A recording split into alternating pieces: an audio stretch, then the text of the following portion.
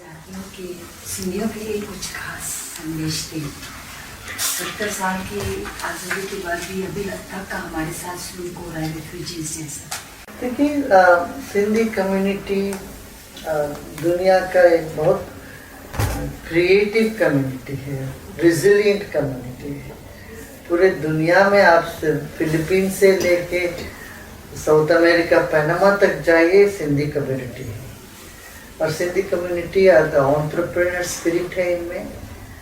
Businessman है, वो जाके कहीं नौकरी करने वाले नहीं है, वो सबको नौकरी दिलाने वाले कम्युनिटी है। इनमें ऐसी एक एंटरप्रेन्योरशिप है, उत्साह है, और कितना अपना घर भर सब छोड़ के निकलना पड़ा, फिर भी उनके स्पिरिट जो है उनके साथ है। जहाँ भी जाते हैं झूलेलाल का वो गीत गाते हैं, अपना सिंधी संप्रदाय कल्चर, अपना कड़ी, अपना सिंधी कड़ी, अपना भोजन रखते हैं अपना।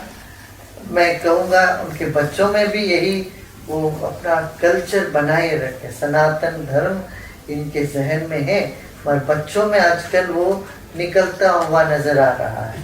बच्चे अपने कल्चर को समझ नहीं रहे हैं, धर्म से दूर जा रहे हैं। तो मैं सब यंगस्टर्स को भी बोलूँगा, आपका रूट्स मजबूत है, बहुत बढ़िया है।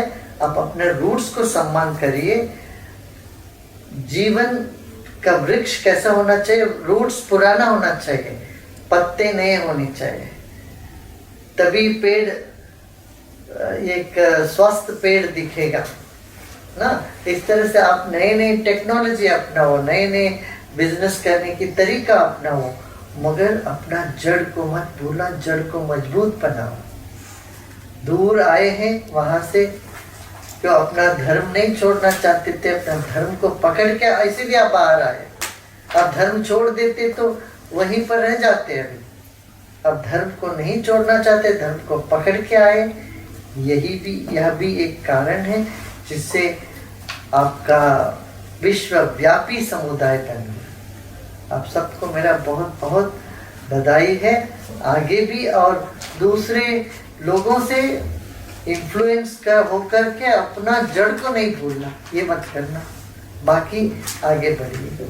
आप सबको आशीर्वाद।